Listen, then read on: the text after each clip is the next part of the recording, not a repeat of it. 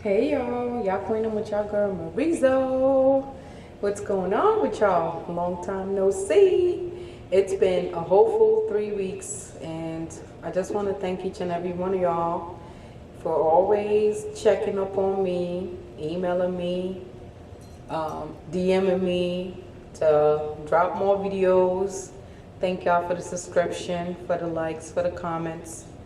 I appreciate each and every one of y'all. And yeah, here we go.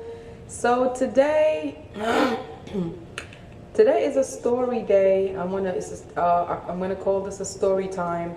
I know I predicted a few things in my previous video on the Megan and Tory situation, and I know y'all know I predicted that he committed a crime, and that video was recorded on the 24th of December, before the Shade Room released the video, where you heard shots being fired, and also, excuse me, you heard a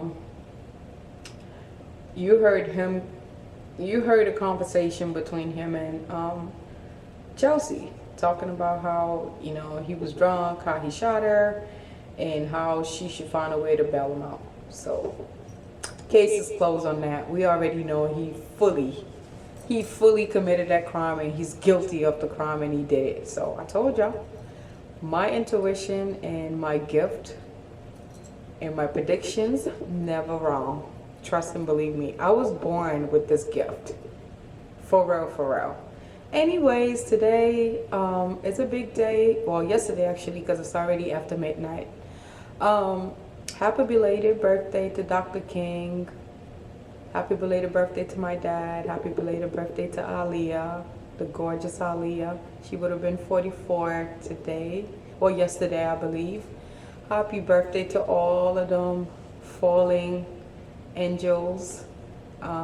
They all played a huge part in our society, in this world, and we appreciate them. May their souls continue to rest in perfect peace. Amen. Dr. King and my dad, they inspire me. They just outstanding men. They don't make them like them anymore. And that's why sometimes, like, as much as I don't want another child, when I think about outstanding men like them, it makes me want to have another child, and hoping that it's a son, and hoping that one day he's going to be as inspired, as strong, and pray that he become a leader. So the two of them inspire me to be a better person, to treat people with respect and kindness and dignity. I learned a lot from the two of them, my dad and Dr. King. But anyways, may their souls rest in peace. They will forever, their hard work will forever live on. Their legacy will never be forgotten.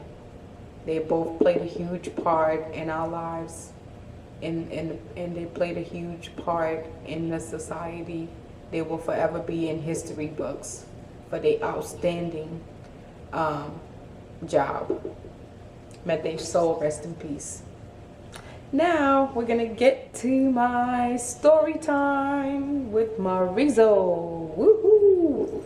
Well, we're gonna sip water while we do the story time, because y'all know I don't smoke or drink.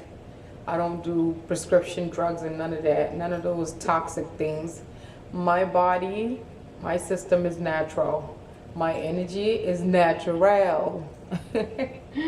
So yeah, let's get to the story real quick. So in my last video, in my previous video, I was talking about how I dated someone and we had an elevator fight and all that, and fingers were broken. So I'm gonna get to that story today.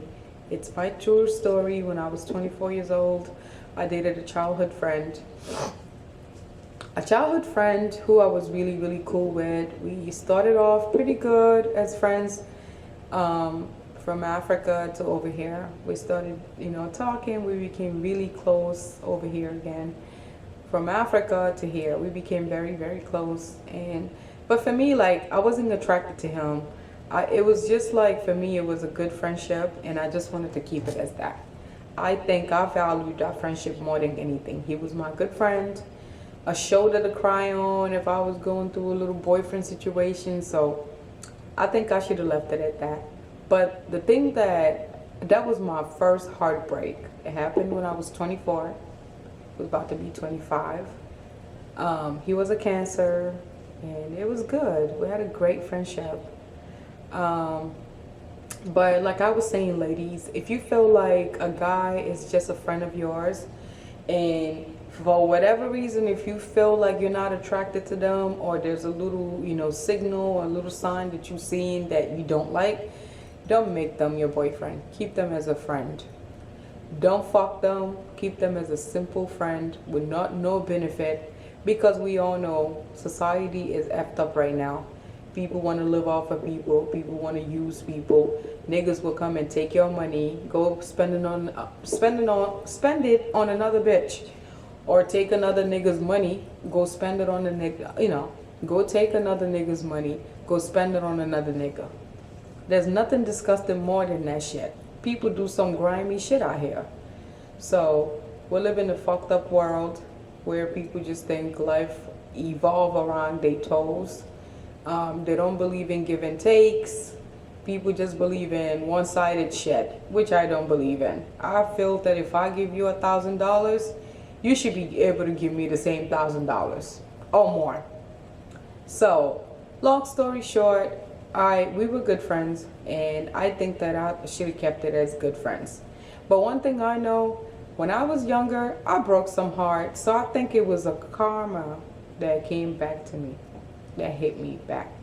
Because that's why I always say this, karma's a bitch. It'll come back in tenfold. So be mindful how you treat people, what you do to people, because what we do out here will come back hunting us, okay? I broke some hearts before, so I guess God was like, all right, well, your turn. Somebody's gonna break your heart too, and it'll be someone you know from childhood. So I mean, I was a heartbreaker. I was break up, don't go back. I didn't backtrack when I was younger. If I left you, I'm gone. That's it. Heartbreaker, player. No, I wasn't a player. I was actually in long-term relationships. So I wasn't here, there, over there. Like I've been in some long-term stable relationship. So, when I see Young Miami right now, Young Miami remind me of me when I was in my 20s. I dated a CEO, a nigga with big money. That was just me. So yeah, so I dated my friend. We were supposed to just be friends, and left it at that. But he kept pushing. He would take me out shopping, spoil me. Us women, we love that. We love a dude that spoil us, take us out, spend money on us, shopping and different. And he did all of that. He was so good to me. So it was it was kind of hard when I became single not to hang out with him more. So we started hanging out more, and a little bit of feelings started coming. But even though that happened, I wasn't still attracted to him like a boyfriend. I wanted to be his friend, the good friendship that we built with no benefit. I wanted to just keep it that way, because I knew it wasn't gonna work out because of tribal issue. I'm a Mandinka girl. He's Fulani. Even though my background, I do got Mandinka in me, but I knew it, and I knew it wasn't gonna work out. So my intuition told me, and I knew it. So I was back and forth from here to New Jersey. We were kind of not moved in together, but we would see each other a lot. So. And our roommate, I remember me telling our roommate, we had a 4-bedroom in Harlem. I remember telling our roommate, it was just 3 of us. I remember telling our roommate, I was like, Fulani people will not allow a Mandinka girl to marry their son. And I wouldn't be surprised if they let him marry one of his cousins. Because I'll tell you guys what, in Africa, it is so legal for people to marry their cousins, first cousins at that. It's done. It's been done for generation. Our ancestors and people way before us was doing it, so it was a culture thing for some African countries to do it, which I know it's nasty to date your first cousins, but it's done. Long story short, it's done. People do date they, they date their cousins and marry them, basically. So, I just remember like we was in this good friendship, this good relationship that we was about to start. We would kind of like seeing each other a lot. We partied a lot from Thursday to Monday. We partied a lot in the city. In our 20s, you couldn't tell us anything. That's why like traveling right now, going clubbing, I've done all of that fully when I was in my 20s. Fully. Had a blast when I was in my 20s. Partying, clubbing, and baby, when I'm going out, don't play with me. Don't play it. That, like they say, don't play with it, don't play with it. Don't play with her. I'll go out correctly. Okay? Like, I'll go out sexy. Okay? I'm gonna have all them bitches looking like, yo, what's this new in town? Yeah. So we had a lot of good time, us growing up here, like in our early 20s. We had a blast in New York. We partied a lot. We had a lot of fun. We traveled a lot, had a lot of good times. But when things went left, it went left real quick. I just noticed like he started kind of like going out, coming home late. That was the sign of a no-no. He started coming home late. And then one day we had a soccer tournament in Atlanta, which we did go. And I got to meet his cousin that day, the one he married. We got to meet, I got to meet her, and, we hugged, we danced. She was like a little sister to me and him, according to him when he introduced us. So I didn't think of anything, but even though, like, I know something was a little bit fishy, but I didn't take it like personal. I was like, nah, well, whatever. But I told our roommate, I was like, Fulani people are not gonna allow my Ningo girl to marry their son. I already know that's not it. So me and his roommate, who both was in these toxic little kitty young relationship that we're about to start, I told him his relationship wasn't gonna work out. And I told him mine wasn't gonna work out. I predicted it. Like, yo, when I tell y'all, my predictions be on point, it's crazy. It is crazy. So I predicted it. I was like, let's just have our fun. Because I don't see a longevity in these relationships that we're starting to build. Not only we all too young, we're not even in our 25 yet. Well, actually, he was a little bit older than me, like 2 years. He was born in 1984. Yeah, 2 years. So, we was having fun. We had a great time. We definitely, I'm not about to sit here and tell a story one-sided. It was really good. He was my buddy. We was really, really close, So, I remember, like, he started coming home late. He would come home super late. It was like, before he used to come home around midnight because he had a business in Harlem. Couple of businesses, so he was busy and he was making a lot of money then. He was one of those first 745, when 745 first came out, he was the first guy to drop it in New York City among those African young men. Like, he was the first one to buy it, and he bought it off of the lot cash. He was one of them that, yeah, definitely, he was doing his thing. We had a great relationship. I changed his life for the better. He changed mine for the better. We was there for each other as childhood good friends, and we was about to start dating. And everything went left. He started coming home late. I noticed that it was just a little bit funny. Like, he started coming home and super late. From midnight, now he would come home. He would come home around 3 a.m. Then from 3 a.m., some days he wouldn't even come home. I'm like, damn. I told our roommate, I was like, something is up with your boy, man. He acting strange these days. I don't know what's going on with him. So everything just went sour at that point. When we got back from Atlanta from that soccer tournament, this dude started acting brand new. One thing about men, when a man starts cheating on you, you will know if you're smart, ladies. You're gonna see men don't know how to cheat smart.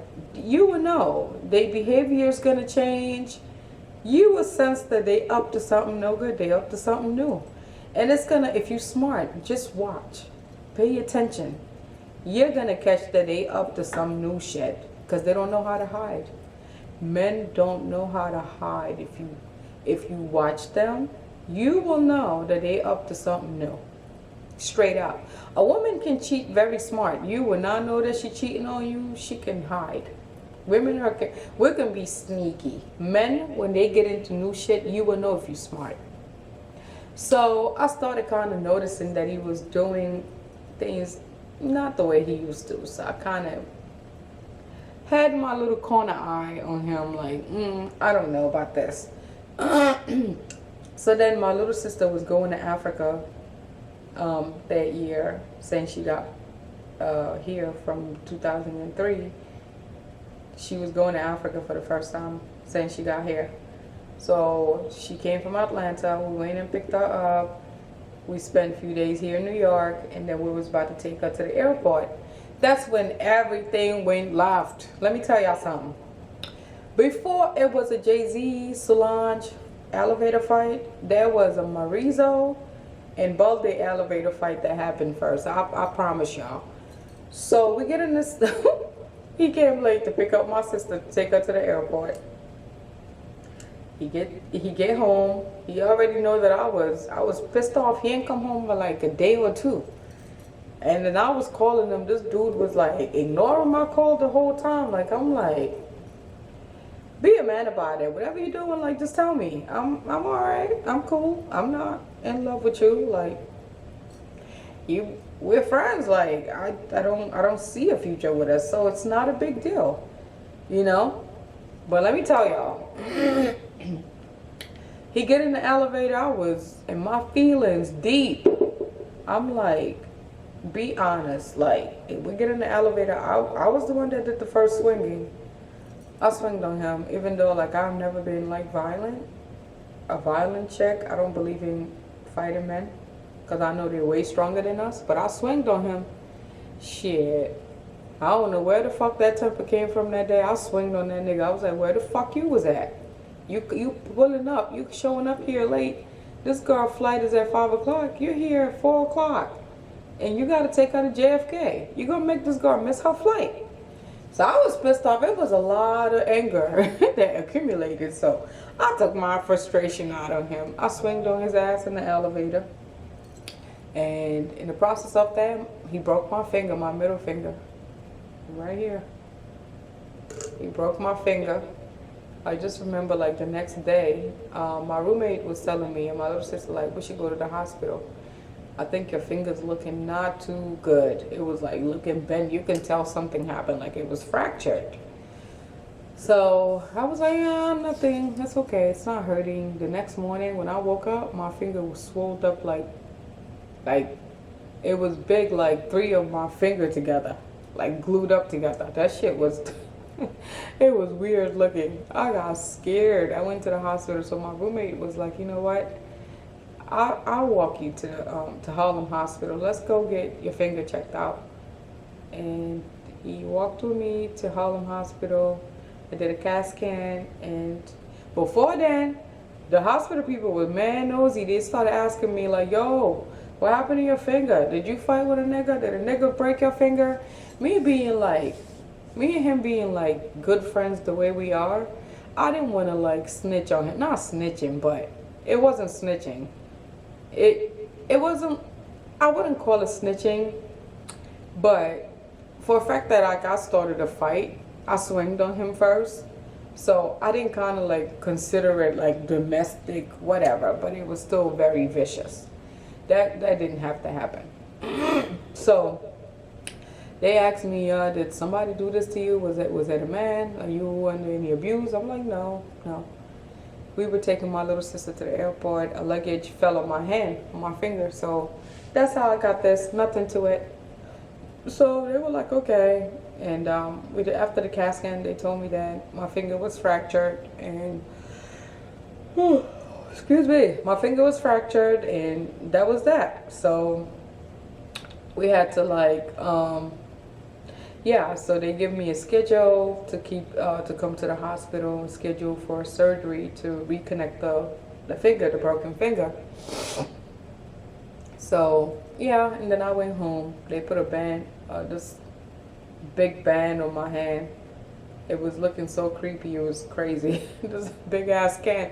You know, like when you fracture your finger or your foot, that big thing they put your hand or foot into.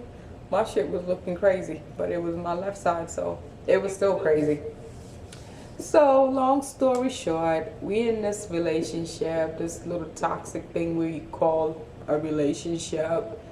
My finger get broken. Let's say a couple of days later, he disappears. He not coming home still, and I'm like, I told our roommate, I was like, at this point, this is like fuckery.com. Like, I don't even want to be here. Like, I don't even know who he is anymore. Like, not only, and I was telling him from the beginning, I say, see, I told you from the beginning I didn't want to date your friend. All of y'all was like, yo, you should date him. He love you. He's in love with you. Da da da. I say, so see why I didn't want to date him. I didn't even want to give him a chance. I wanted to just be his friend. Now see how he's acting. He not coming home. He just acting bizarre at this point. So after that, like I was scheduled to do a surgery 2 weeks later, which I did. I went and got my surgery done. This dude did not even come after my surgery. I didn't see him. It was my friend, our roommate, and his girlfriend. At the time, he was dating also. His girlfriend was also living with us. So they went to the hospital and picked me up. After my surgery, when anesthesia was leaving me, I started kind of like vomiting because it was like my first surgery ever. So I started kind of vomiting a little bit, and then, you know, a few minutes later, I was able to come home, and they walked me home, and no, actually they called a taxi. We went home, even though we was only like a walking distance from Harlem Hospital, and then we went home. Let's say a couple of days later after my surgery, this dude comes home, called me on the phone first, apologizing, and that whole week he was acting so weird. We seen him with the same clothes on, like acting crazy, like he losing his natural mind. Me and his friend, we thought like he had some type of mental illness for a second. We never seen him act like that. Like, that shit was the most weirdest situation I have ever seen. He started acting so weird, like same clothes on for days. I'm like, that's unlike you. How a flamboyant boy go from that to be a raggedy like this? I knew from that point something was really, really bothering him. He was definitely going through, he was up to something no good. Let's just put it that way. So I was like, all right, well, whatever it is. All of his friends were like, something is wrong. We don't know what it is. He don't tell us what it is. They all started asking him. He wouldn't tell nobody what was going on. So 3 days went by after my surgery. He texted me. He said he wanted to meet me. To meet him at this little spot right near our building. I said, okay. I agreed to meet him. People, when I tell you, when I went to meet this boy, the news that he told me, if I wasn't a strong girl, I would have passed out right there and freaking have a heart attack at 24 years old. I remember getting there, he all hugged up, he hugged me, and I could see like his eyes were so red. I'm like, you okay? Why you been like wearing the same clothes for the past few days? Like, what's going on with you? You okay? Is everything okay with you and your family? He was like, yeah, everything is okay. I just been going through a lot with my family lately. They've been forcing me to do things that I didn't want to do. Blasey, blaza, bloody, bloody, ba, ba, whatever. A whole bunch of shit. Well, they forcing them. So I was like, what is it? You okay? He was like, I've been meaning to tell you something, but I didn't know how to tell you. I was like, what is it? You could talk to me. We've been friends since childhood.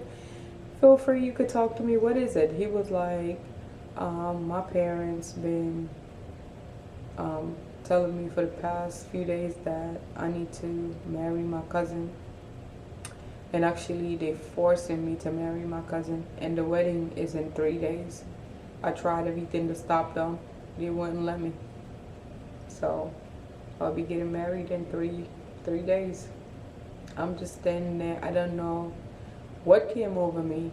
I wanted to pass out. I wanted to smack him. I wanted to jump on him. I wanted to fight him. I wanted to hate him. But I had a good composure. Like I was strong. I stand there. I was like, really? So you're getting married in 3 days? My body was shaking. And then I'm like, oh my God. Okay. Well, good luck. I'm gonna go back in. My hand's hurting. I'm gonna go in. He walked me to our building door, and he left. The feeling that I felt was unbelievable. Imagine, put yourself in my shoe. The feeling that I felt was unbelievable. I didn't know where I was. I just knew I was really depressed. Like that moment, I was just like, God, why me? Why? Why this had to happen to me? I cried. I went home. I hugged our roommate. I cried. I was like, you are like my brother. And I told you about this a while ago. See? He said he getting married. I cried and he hugged me and I hugged him. He made me some hot tea. We had a tea, me and him, and he hugged me. He was like, you'll be okay, sis. He felt so terrible, and we both just felt terrible. But you know, it's a part of life. Like karma's real. I think me being a heartbreaker, God wanted to teach me a lesson. And let me tell you something. Everybody that we have around us, we should not date everybody that we think they're like us. We need to take our time, get to know people on a different level before you start messing with them. Because looks can be deceiving. People can act one way and people can appear one way and they can do another thing. So looks can be deceiving, and let's take our time to get to know people before we jump into relationships. Because everything in the beginning is sweet, sweet, honey, honey. But when you get to know people's true selves, please believe them. When someone show you who they are, believe them. So that was my story, man. That was the story of my first heartbreak when I was in my 20s. Nothing like that ever happened to me again. It was devastating. I'm not gonna even lie. I'm not gonna sugarcoat it. I was hurt to my bones. And a couple of days later, I just came back from New Jersey, picked up all my stuff, moved back to Jersey fully. And that was around August. So September came, October, I went to Cali, celebrated my 25th birthday. I refreshed myself, came back to Jersey, and life went on. I've not seen him ever since. I've not spoken to him ever since. No, I have seen him one time after that. Then he was telling me, crying to me, that he want to marry me, he want to make me his second wife. I don't know why people just believe in polygamy too much. African men are too much. This nigga gonna tell me, well, that's my parents forced me. She's my parents' choice, and you are my choice. So you should let me marry you too. I say, bro, don't play with me. Don't play with me. I don't want that. You know, you made your choice. You picked your cousin over me. You married her. I wish you nothing but the best. And when I tell you people, I meant that shit. When I tell y'all I meant that shit, I meant that from the bottom of my heart. I was hurt. Because not only I lost my good friend, I lost a boyfriend also. So I was hurt. I was in my feelings. But God gave me the courage, my good friends and my family gave me the courage to move on, you know. I had a shoulder to cry on. My mom was definitely there. My sisters were. And yeah, my siblings were there to help me, to uplift me. So I got over it, you know. But getting over it was one story. After that, I was being stalked by his wife, and until today, I'm being stalked by her. Hey y'all, so my video went off. When I tell you I was strong, I was really strong. I don't know how many people can go through that type of situation and move on and have the courage to move on and gracefully. So I tried to moving on, and his wife won't let me be. That was the part that still bothers me to today. She stalks me on every social media, if it's Instagram, Facebook, Snapchat, Zoom, any place that that girl can get a hold of me, she will find me and follow me. Not only follow me, but follow my entire family. I don't know what he told her about me. I don't know why she's harassing me. I haven't seen that boy since 2012 on my loving father's grave, and I don't play with my dad. If you know me, you know I'm a daddy's girl, and I don't play about that. I haven't seen that boy in years. And I've been accused of, I don't know what's in her head. I don't know whether she's trying to make me a friend of hers. I don't even know. A friend of me? I don't know. She stalks me everywhere. It's the most weirdest. When I say stalk me everywhere. I don't know who's her advisor, who's telling her to do that, but baby, if a nigga married you, left me and married you, he's all yours, baby. One thing about me, I do not mess with married people. Married men are not my cup of tea. Even if I know a nigga is fully taking, has a girlfriend, please be. That's why I like honest people. Cause me, if I'm dating somebody or talking to someone, if I meet someone new, I'm telling you about it. Because I don't want to be shady. I don't want to be shady towards you. I don't want to be unfair towards you. So I'm going to be bluntly honest and tell you, hey, I got this such in my life. We not together, or we're not official, or we're not completely over, but he's in my life. I'm going to be honest to you because I don't want no lies from the beginning. So if he picked you, girl, he's all yours. I don't want that. I never wanted that to begin with. He was never my type. I didn't want that. Honestly speaking, I didn't want it. He forced me into that whole mess. So girl, and I'm making this video today. If you're watching this, girl, he is all yours. He made his choice. I hope he's happy. Y'all have 4 beautiful daughters together, because you did stalk me again recently. I seen your photos, and you didn't even hide it. It wasn't even a fake page. On your official page, I seen it. I seen you. I seen your 4 daughters. They beautiful. I don't wish y'all nothing but the best. He will never be a friend of mine.